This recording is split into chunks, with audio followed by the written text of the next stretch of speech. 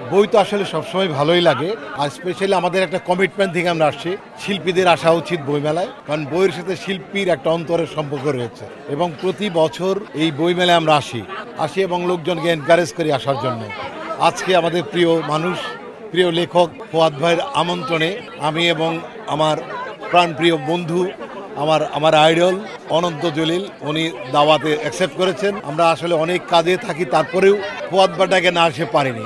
আমি চাই যে সব শিল্পীরাই, আমরা শুরুতেও আসছি, যখন বইমেলা শুরু হয়েছে তখন আমরা আসছি। তো আজকে ফুয়াদ ভাইয়ের মা একজন রত্নাকরবা, কারণ তার সন্তান এবং সন্তানের স্ত্রী সব বই এক স্টলে পাওয়া যাচ্ছে। তো আপনারা সবসময় প্রচার করে দেবেন যে বই কিনতে হবে, বই পড়তে হবে, জ্ঞান বাড়বে বই। আসলে বইয়ের কোনো মূল্য হয় না, অসম্ভব, মানে একটি জ্ঞান উপার্জনের জন্য আমরা বই পড়ে থাকি, নিয়ে থাকি। আমরা তাদের পরিবারের জন্য অনেক শুভকামনা।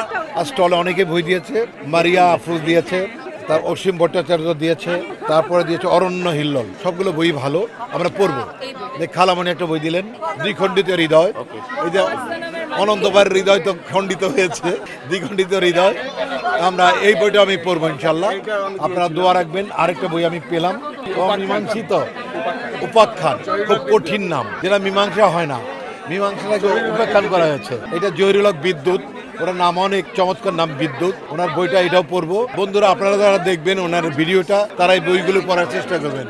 অনেকের জন্য শুভকামনা, বই মেলার থেকে শুভেচ্ছা, ধন্যবাদ।